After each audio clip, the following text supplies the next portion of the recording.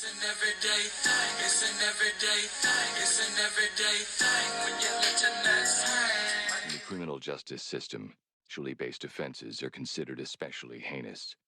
In New York City, the dedicated detectives who investigate these vicious felonies are members of an elite squad known as the Special Victims Unit. These are their stories.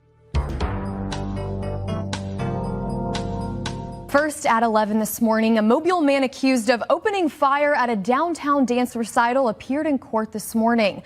But his bond hearing was delayed while prosecutors consider whether to seek his detention under Aniah's law. Marcus Sanders is now set to return to court tomorrow, and if prosecutors file the Aniah's law motion today, a hearing will then be set on that issue.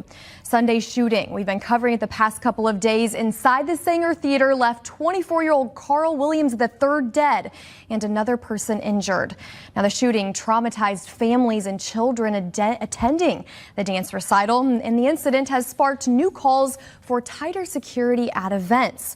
Mobile Mayor Sandy Stimpson says metal detectors are already in use for most Saenger events, but not always when private groups rent the space. That, he says, is now changing. Defense attorney Chase Dearman says Sanders does not have a criminal history. He says Sanders is dating Williams' ex-girlfriend and that this wasn't the first confrontation and that Sanders was acting in self-defense. Just wait till the testimony comes out. I mean, the guy attacked him, said he was going to kill him. I mean, I don't know at what point what more you should be able to do. I guess those same people you're discussing thinks that he should have just sitting there and just let the man attack him and try to kill him, and in hopes that some of the other mothers at the dance recital will pull him off. Now, the Mobile County District Attorney's Office is holding a news conference in a little less than half an hour at 11:30. We'll be there and we'll bring it to you live right here on Fox 10. All right, I have a statement that I'd like to make, and then I'll take questions. Good morning. Thank you all for being here. I want to thank Detective Rory Graves, Chief Jackson, Chief Jones for being here and for joining me. We are heartbroken and infuriated by the tragic shooting at the historic Saenger Theater during a children's dance recital, an event meant to celebrate our youth and our community spirit. Our prayers are with the victim's family, with the other victim that was shot, with the children, the families, the audience members who were present and witnessed this horrific act, and the entire community reeling from this violence. This incident reflects a broader pattern of verbal arguments escalating to deadly violence in our community, and we must face this reality with courage and clarity. We cannot and will not accept this violent behavior. Accountability begins with us, all of us. It starts with recognizing that every life lost to violence is a loss of our shared humanity. We hold those who choose violence accountable by rejecting the notions that disputes must end in bloodshed. To the community affected by this, I say your voices, your pain, and your strength are heard. You are not defined by these acts, but by your resilience and commitment to change. To the wider community, I say, stand with us, not apart from us, as we work toward healing and safety for all. Together, we can build a culture of peace where our children can dance without fear, where disagreements are resolved with words and not weapons, and where our historic spaces remain sanctuaries of unity. To that end, today I'm announcing that I have reviewed the investigation up to this point. I reviewed it this morning, and I'm charging Marcus Sanders with capital murder in the death of Carl Williams. Sanders will also be charged with assault first degree for the shooting of another victim. Sanders will potentially face the death penalty, which will be determined at a later date. We will not tolerate this despicable violence in Mobile County. I'll open the floor for questions. Chief, his lawyer claims that this was self-defense and that the cheating victim in this was actually the aggressor and had, in fact, had a long history of a physical confrontation with him and his ex-girlfriend. Comment on that? I've heard that, and I think the evidence is going to dictate otherwise. I should also note that the defendant created a completely reckless situation for the hundreds of people present, including children, shooting toward a stage where children were present, and so I don't think the provisions of self-defense are going to apply in this case. And so, I guess because it's capital, a NIA's law wouldn't apply because it's a capital offense, and this will be sent up to circuit court. That's the procedure. It will start in district court. The general practice here is to appoint a circuit court judge, a special district court judge, so that one judge will have the entire case. But a NIA's law does not apply in a capital offense. The defendant will not be constitutionally entitled to bond. Do y'all know if the gun was his?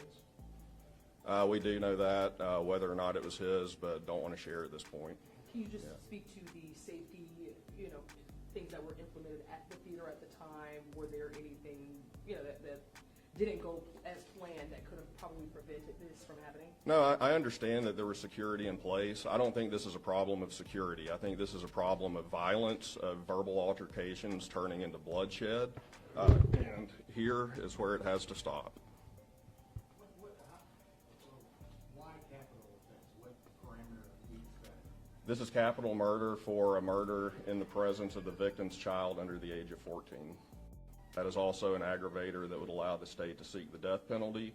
However, that determination will be made once the investigation is complete and we've had a chance to go through our process and review it. Chief, the city council president said today that this is actually the fault of the state legislature for amending the fiscal permit law, and that not having that requirement on the books is leading to more violent incidents. Do you have an opinion on that? My opinion is that this is the fault of Marcus Saenger, and that's why he's being charged with capital murder and assault first. And so do you know when he would have his next hearing under this new charge? I do not know at this point. But I guess it would be district court proceeding, but a circuit court judge would be appointed to handle it and then would keep it through the entire process. That's been our general practice. He'll be arraigned on the new charge, then a preliminary hearing will be set. He's supposed to be due in court tomorrow. Is that still on the docket? I don't know at this point. But I mean, that would be superseded, I guess, by this, right? Correct. Yes, the capital murder charge will supersede the original murder charge. And talk about your decision to go ahead and do this now. I know a lot of times these cases are upgraded to capital murder after they go to a grand jury. Was this a situation where NIA's law didn't apply or might not have applied, and you just want to make sure that he stays in jail? No, we absolutely had an argument to have the defendant held under a NIA's law. We were preparing over the weekend and the state holiday for that.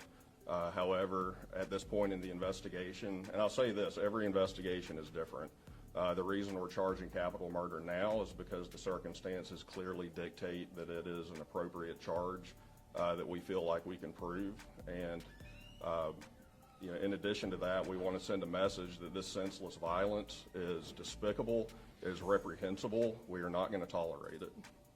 So you say these circumstances dictate this charge. What circumstances? Is it because children were present? Is it because it was, other individuals there? Specifically, it is the evidence we have of the victim's children being present, the defendant's apparent knowledge of some of that, the presence of at least one child who, in the aftermath of the shooting, was emotionally distraught.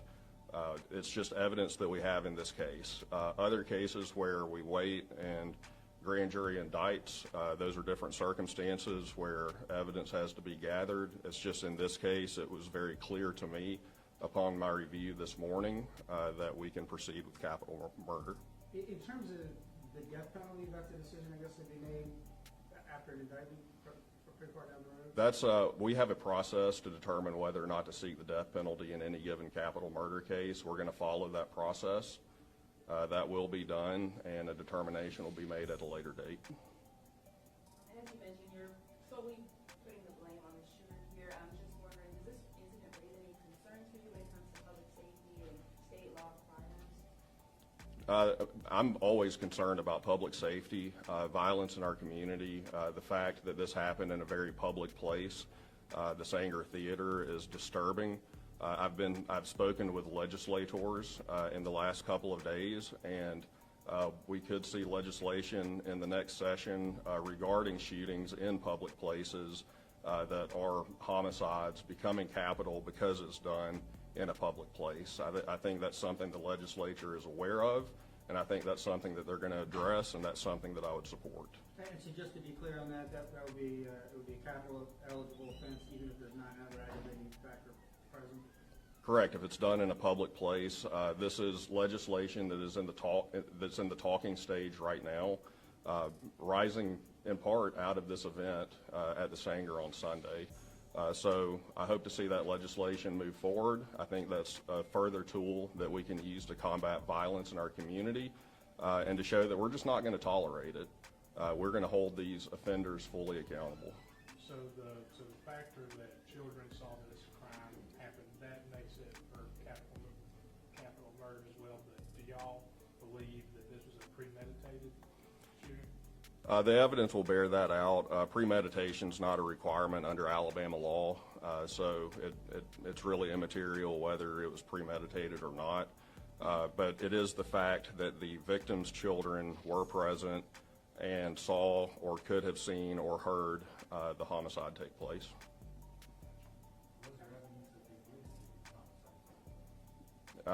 There is evidence. It's the investigation is still ongoing, but that will become more clear at a later date.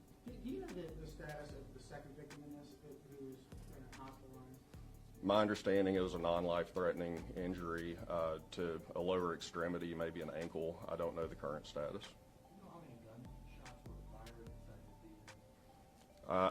I've reviewed video footage from this. Again, that will become more clear at a later date, specifically the preliminary hearing. All right. Opinion on why we're talking about these shootings day after day after day? My opinion on why we're talking about them day after day is because violent people are settling disputes with violence instead of conflict resolution, instead of talking things out like reasonable, civilized people.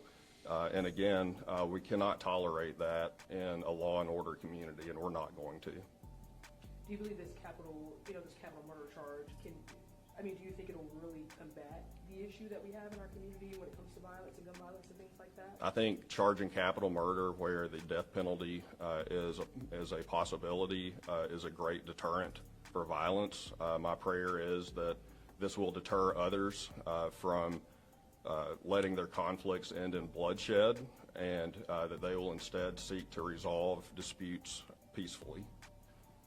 Can you say what the argument between the two men was about and like kind of what started it? That'll become more clear after the preliminary hearing. All right, thank you. What to do, everyday people, man? It's your boy PJ. Today we back with another lit video, back in the confessional, and yes, we staying lit, big dog, man. Shout out to my everyday people who rock with me every day. Shout out to my player partner, Lucky Wizard Deals. Your boy keeps it lit. Make sure you like, comment, and subscribe to this video. Let me know what y'all think about it in the comment section. Hit the links down below. We got HiveMindLabs.com, yes, where you can unbig that back. Alright, and use the discount code everydaypj at checkout. Now, so I'm sorry, y'all got the cut version of this video, but y'all know if y'all follow me on Facebook, I will be posting the uncut version of this video on Facebook, and hopefully it makes it through. I doubt it, but if it does, then you can see the uncut version. So y'all go follow me on there. Follow me on Facebook, Everyday PJ. All right, let's get into it, big dog. Now, let's start with Aniah's law so we can stop, because I don't want y'all to be confused. Like, what is Aniah's? Aniah's law, passed in Alabama, expands the list of crimes for which judges can deny bail. The law was named after Aniah Blanchard, who was killed after being kidnapped. The expansion includes crimes like human trafficking, burglary, arson, and robbery, among others. The law also includes a hearing process where prosecutors must present clear and convincing evidence to support the denial of bail. The purpose is to aim to provide judges with a more discretion to deny bail in serious cases, particularly those involving violent crimes. The law was named after Anaya Blanchard, a college student who was killed after being kidnapped. The law allows prosecutors to request a special hearing to determine if a defendant should be denied bond for certain crimes. The list of crimes for which bail can be denied is expanded to include, among others, human trafficking, burglary, arson, and robbery. The prosecutors must demonstrate clear and convincing evidence at the hearing to support the denial of bail. So that was like the definition and each purpose, what it's named after, the key provisions of this crime. They expanded when they brought this back up on the bill to get it expanded, get the law expanded, and how the hearing process is broken down.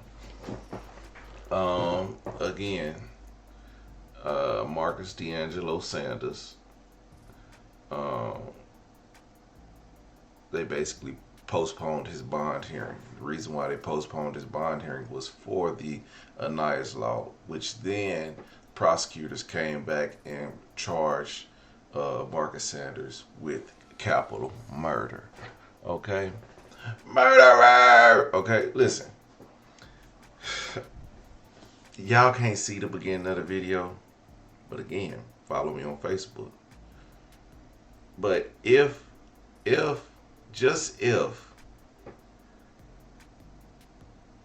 going to be hard to get him a self-defense because of the situation, and also because other people were injured. Now, he just might have a chance at self-defense with the deceased.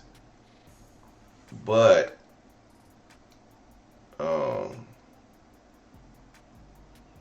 I don't think it's Carl Williams, in the death of Carl Williams. I don't think it's going to hold up. Now, for your lawyer to fight this, I don't think he got enough money to fight a capital murder. Now, he can go to court with a court-appointed attorney and fight this murder charge. But I don't believe in one way, shape, or form that he will be walking away from this crime or getting bail from this crime. I don't think so. So, prayers to the family, sending condolences to the family. But in all, I just want to say that Carl Williams, you did a stupid thing. Sometimes our emotions get the best of us, and in certain situations, you just have to have self-control. We can blame Marcus for what he did, but Marcus did what anybody would do. If you threaten my life, if you constantly causing altercations between me, I'm going to lay your ass down. Unfortunately, he had to do this in the presence of children and family members and the mother. I mean, the mother of the child whose father was deceased, the child's father, other parents. It was people that some people that didn't see it, heard the commotion. It was kids that are traumatized. Like, it's just too much to. Both of them are stupid. Carl Williams, stupid for fighting this man at his daughter's recital. Be there for your kid. Keep your emotions in check. And I'm going to just say this to say, there was a time where my kid's mother was doing dumb stuff. And I said, listen, don't bring your boyfriend here. This is not the place. You know what I'm saying? My daughter has a father. And I think it would be wise of you just respectful of you to leave this man out of it. But she brought him anyways. So he tried to shake my hand. Bro, I ain't shaking your hand. Bro, you not supposed to be here. Don't you got kids? Go find your kids. Now, I might have acted out. But I controlled myself. Like, I'm not finna fight you. But I'm like, no. Stop trying to be my kid's father. Yeah, my baby mama trying to make you be this father figure. You don't have to be that. I got this. We in control. Okay? Only thing is, you got women who be trying to bring these men all in the baby's face, all knowing that it's gonna cause a ruckus, knowing that if the shoe was on the other foot, if he was bringing a woman in, you be you don't bring no around my kid and this and that. So I don't want to hear none of that. I don't want to hear nobody saying, "Oh no, you wrong." No, cause you know for damn sure 99.9% of y'all women be out here be like, I don't want my kid around no other woman. It's y'all it's our 0.01% of women that will actually be cordial with the new girlfriend. And you know how small of a percentage of women that is? So men actually, it's not that like we just want to get out of a relationship with the baby mama and go get another girl and bring the kid around. No, we talking about y'all ain't even got it. Y'all could be away from each other for years. A girl will still say, don't bring my kid around no other woman. I feel like, at what point do you feel comfortable with me bringing a woman around? Anyway, that ain't how this works. So, Marcus, you're stupid. You shouldn't have acted out. You shouldn't have tried to fight that man. Okay? She brought another man around. So what? So what? Get out your feelings. Okay? Your feelings is here all over your body. You need to get out of them. Okay? Now, the result of you being in your feelings. And now, Marcus, bro, what were you thinking? Bringing a kid to a gun to a dance recital? It ain't even your kid. If you gotta bring a gun anywhere you have to go, you probably don't need to go there. But you can still carry wherever you want to go, because you never know. But if you know there's going to be tensions, and there has been, according to certain sources, there's a VPO Marcus put on the dad, Carl Williams, because Marcus, they've had several different altercations. So you knew this was coming, man. And I just think what you did was very reckless. And you threw your life away, and you put other people and children's life at danger. So I hope that you can live with yourself, and if you don't get the death penalty, I hope you suffer for the rest of your life. And I wish they would take the death penalty away, because it costs more to convict somebody of the death penalty than to just give somebody life. It costs so much money to give somebody the death penalty, and it hardly ever works. So we'll see what happens. We're gonna follow up on this case. Everyday people, like, comment, subscribe. I'm gonna holler at you later. Peace.